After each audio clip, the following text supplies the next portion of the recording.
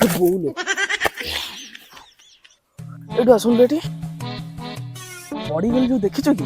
ନାଇଁ ନାଇଁ ମୁଁ ଦେଖ ହଉ ହଉ ଛାଡ଼ ଯା 300 ଟଙ୍କା ଘରୁ ନେଇକି ଆସିବୁ ଆମ ଗାଁରେ ଆଜି ଯାତ୍ରା ହଉଛି ଯାତ୍ରା ଦେଖିବାକୁ ଯିବା। ଯାତ୍ରା ଟିକେଟ ତ 150 300 ଟଙ୍କା କଣ ହବ? ଓହୋ ପଛ ଟିକେଟ ସିନା 150 ଆମେ ବା ଆଗରେ ବସିବା ଆଗ ଟିକେଟ 300 କାହିଁକିନା ଆଜି ନିଶା ମହାରାଣା ଆଉଛି ନା ଆମେ ଟିକେ ଆଗରେ ବସିଲେ ତାକୁ ଉଣ୍ଡିବା। ଆମ ବୁଢାଙ୍କୁ ପଇସା ଦବ ବୁଢା କିଏ ବେ? ବାପା ବା ବାପାକୁ ସବୁ ବୁଢା କହନ୍ତି? ହଉ ତୁ ଯଦି କହୁଛୁ ମୁଁ ଆଉ ଥରେ ବୁଢା କହିଦଉଛି ଆମ ବୁଢା। ହଉ ହଉ ହଉ ଛାଡେ 300 ଟଙ୍କା ନେଇକି ଆସିବୁ ଯାତ୍ରା ଦେଖିବାକୁ ଯିବା ଯା। ରହ ତ ବାପା ଆଉ କହୁଛି 300 ଟଙ୍କା ଦେଇ ନିଶା ମହାରାଣୁ ଦେଖିବାକୁ ଯିବୁ। ବୁଢା ଛୋଟ ହେଲୁ କଣ ହେଲା ମତେ ବୁଢା କହୁଛୁ?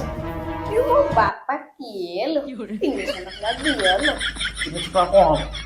ବ୍ୟାଚ୍ ପିଟ୍ କରିବି। ଫିଷ୍ଟ କରିବୁ ତ? ହଉ